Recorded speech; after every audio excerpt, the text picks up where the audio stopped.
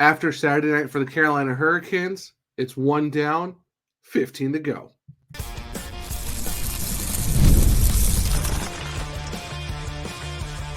You're Locked On Hurricanes, your daily podcast on the Carolina Hurricanes, part of the Locked On Podcast Network, your team every day. Welcome to a Monday edition of Locked On Hurricanes, your team every day, part of the Locked On Podcast Network. Thank you to the Everydayer for making this your first listen of the day, 5 days a week, Monday through Friday, talking about your Carolina Hurricanes. I'm your host, Zach Martin. I am the Carolina Hurricanes beat writer over at the Hockey Writers, and I'm also the co-host of the SiriusCast, which is in their Carolina Hurricanes podcast, alongside my duties here at Locked On as your host of Locked On Hurricanes. I am very, very excited to bring a really awesome Monday edition to the show, which we're going to go over some thoughts from Game 1 in the Hurricanes' 3-1 win over the New York Islanders to start the first round of the 2024 NHL Playoffs. We're going to go over some awards that was given out to some players over the weekend as well by the team itself and the Professional Hockey Writers Association, or the PHWA. And then also going to preview tonight's game of Game 2 between the Carolina Hurricanes and the New York Islanders. But before we get into any of that fun stuff, today's episode is brought to you by FanDuel. Make every moment more. Right now, new customers get $150 in bonus bets guaranteed. That's $150 win or lose. Visit FanDuel.com/lockedon to get started. So as I said at the top of the show, the Carolina Hurricanes on Saturday night beat the New York Islanders 3-1 to kick off the first round of the 2024 NHL playoffs on the back of a very stellar performance by one Frederik Andersen, or Zilla, or the Great Dane, however you want to call him. He proved that he is here and showing that his regular season that he had, despite only playing 16 games, he's pretty much on fire for the Carolina Hurricanes, starting off this game where he had only given up one goal. Initially, after the game, it was 34 of 35 shots that he saved. After that, they've now changed it to 33 saves and a 34 shot appearance. But honestly, let's be fair, it was 34 and 35. They can go and change it all they want. But we saw the performance. At the end, it was 34 saves. We're going to give it to Frederik Andersen to give him a .971 save percentage and a 1.00 goals against, which, I mean, you cannot ask for a better start from your goaltender, especially what you consider probably the greatest save of the playoffs already. And it's not even like we're just in the first weekend. And the fact that he stopped Noah Dobson on a pretty much wide open net, no stick, basically leaning on his back, was able to put both of his gloves up, his blocker and the glove, stop him cold after the puck initially bounced off the crossbar, went out to Dobson, and then Frederik Andersen just stones him to start the third period. I mean, pivotal moment in the game.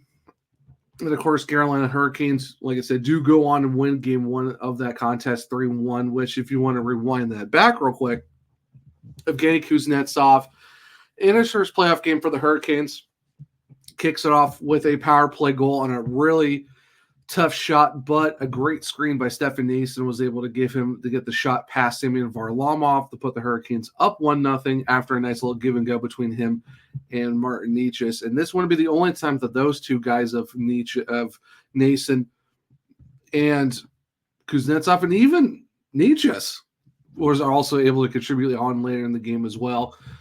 You know, third period, it was 1-1. Steph Noesen, right place, right time in the net front, was able to pick up a rebound off an initial shot from Evgeny Kuznetsov that might have went off of Brady Shea, but Noesen, right place, right time, scores it, ends up being the game winner, and then Martin Necas later on in the third period ices it with an empty netter to make it 3-1. Frederik Andersen, like I said, gets the win. Very, very big of him. Great win for the Hurricanes. Despite the fact that it was a slow start for the team, have to keep it real. It was not the greatest game for the Hurricanes to start out for the first 40 minutes. Evgeny Kuznetsov even said afterwards it was kind of unacceptable. The fact that, the goalies, Frederik Andersen played really well, but the team also needs to play well in front of him and not make his job any harder. And even Rob Brind'amour said the same thing. He gave the essence of, you can see the difference between the Hurricanes and the Islanders is the fact that the Islanders, since mid-March, have basically playing playoff hockey from the jump and had to fight their way in, when the Hurricanes already knew from like the third week of March that they were already going to be in the playoffs since they clinched. They were just mainly going for a division title, President's Trophy, and all that stuff. And if you listen to the Friday episode that I did with Gil Martin with Locked On Islanders when we did our preview crossover show of the first round, I even said to him, the way that the Islanders have been playing at the end of the season, going into the playoffs, that's a very scary thing for a team who's already in playoff mode coming into it, and against a team who's already knows they're in and maybe are just trying to, look at different guys, see different line combinations, let, guys who haven't played a lot get some ice rep in before the playoffs, see what the new guys could possibly do for your future core. And, Scott Morrow, Jackson Blake, Bradley Nadeau, see how they do and stuff like that. And I said, to have a team like the Islanders come in the way they are, that could really make things very interesting in game one. And that's what you saw Saturday night. Yes, the Hurricanes had a slow start for the first 40 minutes. The Islanders pretty much had them on their back foot, had a lot of opportunities. But the fact that Carolina still came out with a win, it gives hope that, okay, you got that first game under your belt. That wasn't your greatest game, but you still won it. And if you kick it into a higher gear for game two on Monday night, then you're hoping to be in a good spot. And I think that's what we'll see with the Carolina Hurricanes. And Rod Brind'amour's not going to let these guys kind of get away with it and think, okay, we should be fine. Practice on Sunday and all that stuff. And just seeing what they're going to do for Monday is going to be a very, very key aspect of what's going to happen for the Hurricanes. But it's really nothing much you can ask for. They got the win, mainly in thanks to Frederik Andersen. And it shows that Freddie is a playoff goaltender, despite the narratives that you keep hearing around the NHL, mainly up in Canada. For whatever reason, they still act like Frederik Andersen can't do it under the bright lights. He can't do it in the playoffs. When you look at how he played in the playoffs last year for the Hurricanes for 22-23, in those 2023 playoffs, he played in 9 games, had a 5-3-0 record, stopped 227 of 245 shots. He had a 1.83 goals against and a .927 save percentage. And like I said, just after one game, he's at a .971. Now, I know it's one game, but it's just even looking back at last year, he still had a sub-2 goals against, almost had a .930 save percentage in his first real playoff with the Hurricanes. Because unfortunately, 2 weeks before the 2021 playoff, the playoffs in 2022, after the 21-22 season, he got hurt with 2 weeks before the playoffs even started, so you didn't really get to see him at all. And then last year was his first real playoffs with the team, and you saw what he could do. And if you want to look back to when his last playoffs with the Maple Leafs, in those 5 games of that first round, he was 2-3, but he still had a 1.84 goals against and a .936 save percentage, and he also had a shutout. So it's just this narrative of like, oh, he's always hurt. He's not really available. He's not really good in the playoffs. He's not a good playoff goalie. But in reality, for his entire career, yes, he might be 33-26, but his career playoff percentage, his stats for the playoffs, 2.42 goals against and a .918 save percentage. He isn't just some schmuck goalie. Even if you look back at 2018-19, yeah, he went 3-4 in those 7 games for the Maple Leafs, but he still had a 2.75 goals against and a .922 save percentage. So it's not like he can get it done. Even if you want to move that farther back, his last season with the Anaheim Ducks at 26, back in the 2015-16 season, he had a 3-2 record in those 5 games. He had a playoff best .947 save percentage and a 1.41 goals against with a shutout for the Anaheim Ducks. I still don't understand why it's still this, he can't do it, and all this stuff. It's clearly in the case that he can do it. It's not his fault that the Maple Leafs didn't really give him a team to work with on defense. Scoring kind of just struggled. it's like, and he even saw it last year. Yeah, you played the Florida Panthers in the Eastern Conference Final and got swept, but every game was decided by a goal. And let's not forget, he put out a huge performance in game one, which went into quadruple overtime, and they lost by a goal. Like, you look back at the regular season, yes, he only played in 16 games because he did miss over 40 games with his blood clotting issue, but he finished the season with a 13-2-0 record with a 1.84 goals against and a 932 save percentage. Oh, and he had 3 shutouts in that span as well. Like, before he got hurt, he had a 4-1 record. He came back and went 9-1 in his last 10 starts. So this whole narrative about Frederik Andersen not being a good playoff goalie, or he just can't get it done when when the lights are on, he can. He's shown it. So people need to really relax on that fact. That narrative of him not being a playoff goalie needs to just go away. It should have went away after last season. Definitely needs to go away after game one. And yes, really, it's just game one. It doesn't matter. It's game one. He got the job done. He kept the Hurricanes in it, and the Hurricanes capitalized and scored goals when they needed, and they won the game 3-1. That's all you can ask for out of your goaltender. So, big, huge game for Frederik Andersen. Big game from, like I said, from Evgeny Kuznetsov, Stefan Noesen, who both got goals in this game, and Martin Necas, who, helped with, got the assist on, the Evgeny Kuznetsov goal. He comes back, ices the game 3-1. Like I said, Stefan Noesen couldn't ask for a better net front. He's probably one of the best net front presence guys in the league. Like I said, setting up the screen for Evgeny's goal, scores the rebound off an initial shot from Kuznetsov, and that ended up being the game winner. And the Hurricanes played, like I said, wasn't the greatest hockey for the first 40 minutes, still able to hold on, still turned on late, kind of got into their groove, and that's all you can ask for is you didn't start great, but you ended great. Now carry that momentum into game 2 on Monday night against the New York Islanders, which we'll preview and talk more later on in the episode. But coming up next, we are going to talk about the awards that were given out to the Hurricanes by either the PHWA or the team itself. We'll talk about all that right here in a second on a Monday edition of Locked On Hurricanes.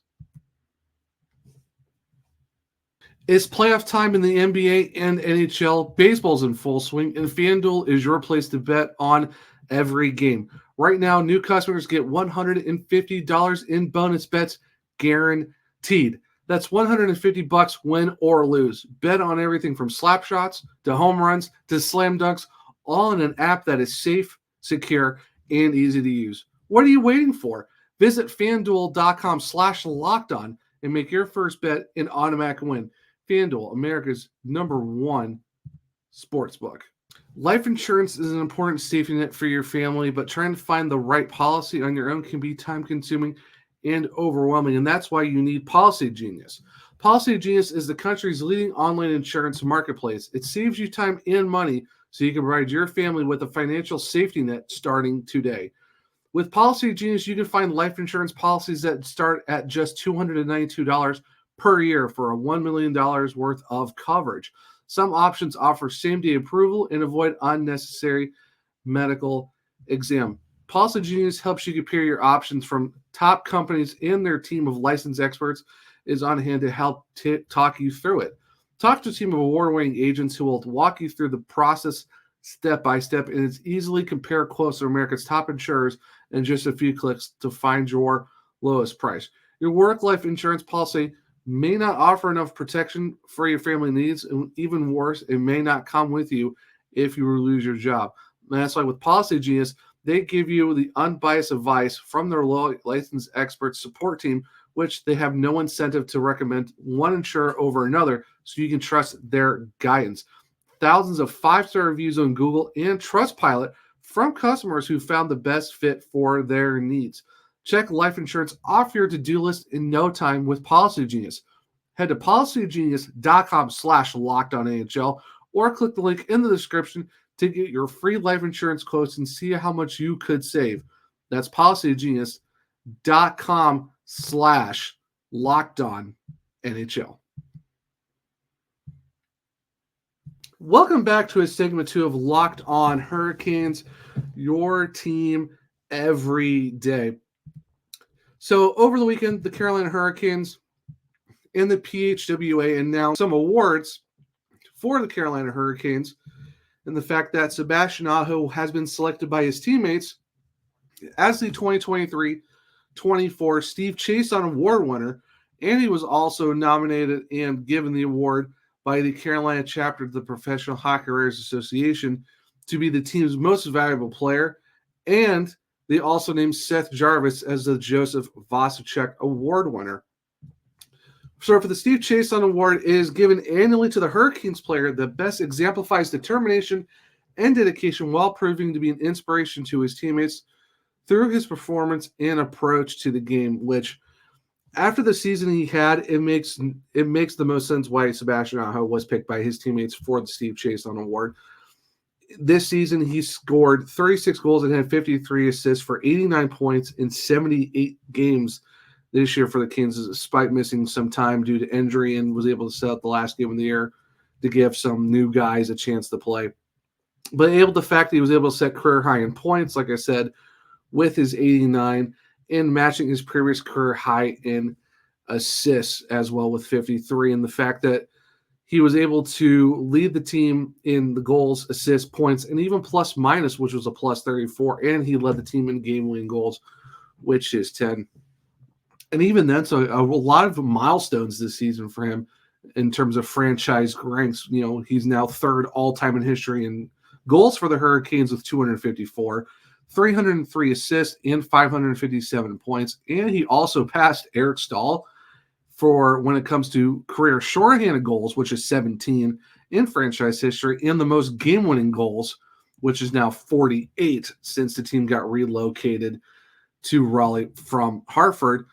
And then the PHWA, like I said, for the Carolina chapter, they actually named Sebastian Aho the most valuable player for the Hurricanes for the 2023-24 season, marking the sixth time in the last 7 seasons for him to be chosen for this award, which the award actually started back in the 2000-2001 season.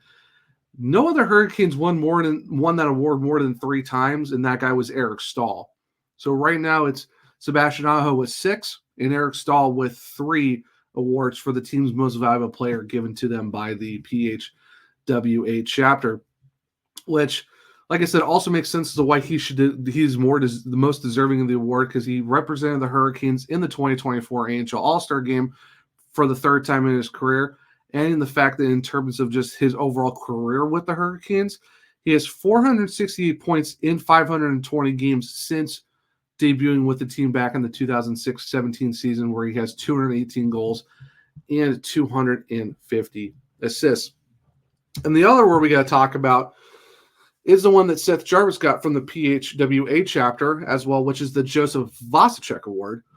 And this award is goes to the player for outstanding cooperation with the local media. And the award was actually formerly known as the Good Guy Award, but it was renamed in 2012 by the Carolina chapter in honor of Josef Vasicek, who won the Stanley Cup with the Hurricanes back in the 05-06 season, which was after he tragically passed away in a plane crash in Russia when he was with the KHL back in September of 2011. So after his untimely and just devastating passing, the chapter decided to rename the Good Guy Award to the Josef Vasicek, like I said, back in 2012. And Seth Jarvis, if you've ever seen any of his interviews with the media, it goes to show that, yeah, he kind of deserves it, because his personality is so great.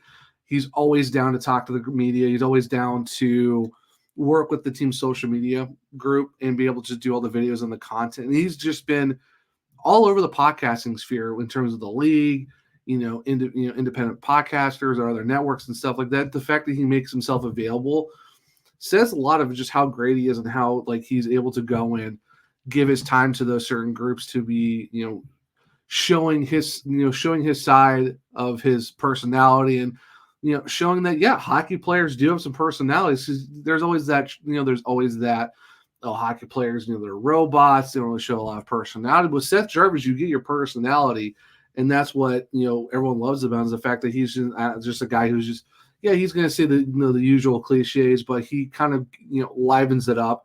And for the fact that he's 22, he's just happy to be there and just be able to talk to media and answer questions and have fun with it. So it's no surprise that the Carolina chapter of the PHWA gave it to him. And just overall for the season, it was a career year for him, like I've said on previous shows. 67 points this season in 81 games, one game shy of hitting 82 for the second time in his career. He got the rest, which is deserving, for the fact that he scored 33 goals, had 34 assists, like I said, which were all career highs. And for the fact that he also had he led the team in 13 power play goals, tied the team in shorthanded goals with 2, along with Jacob Slavin, and finished second on the team, one behind Sebastian Aho in game-winning goals with 9. So the fact that he was first in a lot of categories, second in a lot of categories, it goes to show that for a guy who was the 13th overall pick in the 2020 NHL draft, having a career year in season 3, after a lot of people thought he had a down year in season 2, which I stated before on this podcast, he was developing his defensive side of the game, learning faceoffs, growing his 200-foot game. So now he's a dynamic, two-way forward who's only listed at 5'10", but can still throw the body around. Like I said, finished with 4 hits. Finished 4th in hits for the team this season. So very, very, deserving of the Josef Vasicek Award. Congratulations to him. And also, if you remember, too, Frederik Andersen also was nominated for the Bill Masterson Memorial Trophy a few weeks back by the chapter, which exemplifies qualities of perseverance, sportsmanship, and dedication to hockey in general. So that was something that great for Frederik Andersen to be able to come back from the illness he was dealing with and be able to come back and get back on the ice and play like he's been playing. So you'd love to see it. So that was the other award that was given out earlier this season. So big congratulations to Sebastian Aho being named the MVP for the Carolina Hurricanes by the Carolina PHWA, and also being picked by his teammates to get the Steve Chiasson Award. And then congratulations to Seth Jarvis for getting the Josef Vasicek Award from the PHWA as well. So very, very congratulations to those guys, more than well deserving for those awards. So the last segment we're going to get into is going to previewing Game 2 that's coming out tonight on Monday for the Carolina Hurricanes against the New York Islanders. And we'll get into all that here in a second on a Monday edition of Locked On Hurricanes. Game Time is now an authorized ticket marketplace of Major League Baseball, which makes getting tickets even faster and easier. Prices on the Game Time app actually go down the closer it gets to first pitch, with killer last-minute deals, all-in prices, views from your seat, and their lowest price guarantee. Game Time takes the guesswork out of buying MLB tickets. The thing that I really like about Game Time is the fact that with the last-minute tickets, you also get some great flash deals and zone deals, and the views from your seats actually makes it pretty easy to see what sight lines you'll be able to see in these games. And like I said, with those last-minute deals, you can save up to 60% off buying last minute for sports and even concerts, comedy, theater, and so much more. And even with their flash deals, you save even more with exclusive in-app deals on select seats ahead of the game or even event. And their zone deals, you can save more when you choose a section and let Game Time choose the seat for you. And even with the seat views, you get a panoramic view from your seat in the app before you buy. So it takes out the guesswork of what your sight lines, your views are going to be at that said game. Take the guesswork out of buying tickets with Game Time. Download the Game Time app, create an account, and use code LOCKEDONNHL for $20 off your first purchase. Terms apply. Again, create an account and redeem code LOCKEDONNHL. That's LOCKEDONNHL for $20 off. Download the Game Time app today. Last minute tickets, lowest price guaranteed. Welcome back to segment 3 of Locked On Hurricanes, your team every day. So like I said, tonight on Monday, the Hurricanes play Game 2 against the New York Islanders, which for a lot of fans for sure, and I know for Rod Brind'amour and the crew, they want to have a better start to this game than they did in Game 1. If you take that momentum, like I said back in segment 1, you take that end of Game 1, and you carry that momentum over to game 2, I think you'll see a very much better start from the Carolina Hurricanes, a more complete 60 minutes of Hurricanes hockey, which is something that Rod Brind'amour, Tim Gleason, Jeff Daniels, the whole staff wants to see, and even the players as well. And the leadership they have in that room with Sebastian Aho, Jordan Staal, Jordan Martin, Jacob Slavin, those guys will make sure that everyone's ready to go. And I think the way the Hurricanes have been playing this year, when you're winning 52 of 82 games, there's a lot of convincing to get these guys going. They know what the job is, and the job is to go get their second ever Stanley Cup for the franchise. And as of Sunday's practice, there hasn't really been any indication of who Rod Brind'amour will go with. They kind of have an idea, but they're not going to make any decisions until they usually save their decisions for game day. So they kind of know what's going on. But if you know Rod Brind'amour, he's not one to give away anything early to the opponents, so they can kind of figure out who they need to deal with. So it's a possibility they can go back to Frederik Andersen, especially the way he played in game 1, like I said, with that .971 save percentage, the 1 goals against. They could go back to him because he did have a day off, today or on Sunday. So there is a possibility they might go back with him, or they could go with Pyotr Kochetkov and keep that, that rotation that they've been doing for the last 20 games of the season, where, he played 2 nights later, Kochetkov played, and then Frederik Andersen played, 2 nights later, or however they want to do it. So right now it's up in the air. They don't know who they're they know who they're going with, but in terms of anyone outside of the locker room, no one's really sure if it's going to be Andersen or Kochetkov.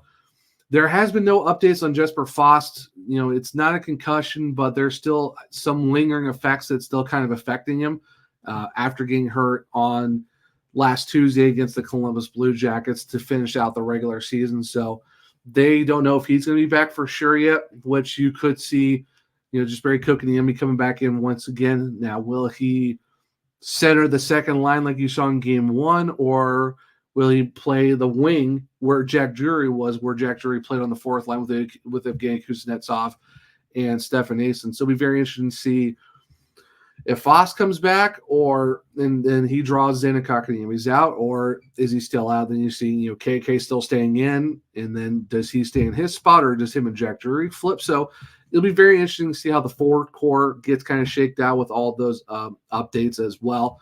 In terms of defense, as we can expect for pretty much all season, there's going to be no changes. You're going to have Jacob Slavin and Brent Burns being, that top defensive pair. Second defensive pair, you're going to see Bray Shea and Brett Pesce, Shea and Pesce still doing their same thing.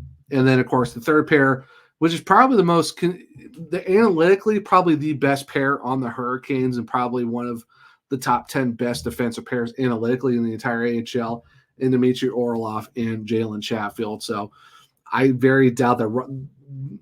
Basically, unless someone gets sick, don't ever expect that third pair to get, or even the defensive pairs in general, get messed around with. First, during practice, basically all the lines kind of stayed the same from game 1. So you could probably expect the same group, same lineups, depending on, like I said, with how all the injuries shake out and where some guys be. There might be 1 or 2 different changes. But other than that, I wouldn't be surprised if you see Jay Gensel, Sebastian Aho, and Seth Jarvis as your top line. Third line is going to be more than their most likely. The third line most likely is going to be Jordan Martinook, Jordan Staal, and Andrei Svechnikov. Lines 2 and 3, like I said, it all just depends on the health of Jesper Fast and if he draws back in and all that other stuff. But I want to thank you to the Everydayer for making this your first listen of the day. That will wrap up this Monday edition of the show. If you want to follow me, make sure to check me out on Twitter or X, or however you want to call it, at OneTrueZach. You can follow the podcast at LO_Hurricanes as well. And if you check out my link tree, my personal bio, you can see where I write all my articles for the hockey writers. I also do the Substacks for their newsletters and all the premium content over that as well. So make sure to check that out. You can find links to watch or listen to my other podcast, The Surgecast, along with Locked On Hurricanes. So if you want to check out the audio version or the YouTube version, I really greatly appreciate it. If you are on the YouTube version, make sure to hit subscribe. Make sure to turn the bell notification so you don't miss any episodes, and drop a like on every video. I would greatly appreciate it, because we are still on the road to 1,000 subscribers. I want to do something very cool for you guys, so let me make sure we get that there. In terms of the podcast, drop a 5-star rating. Really great and appreciate that kind of get us more out there in terms of other hockey podcasts as well. And if you write a 5-star, if you leave a review on your 5-star, I might just read it on the podcast. So make sure to do that as well. Well, I hope everyone enjoys the rest of their Monday. Hope everyone enjoys Game 2 on Monday night between the Carolina Hurricanes and the New York Islanders. And I will see you next time for a Tuesday edition of Locked On Hurricanes. And as always, let's go Canes.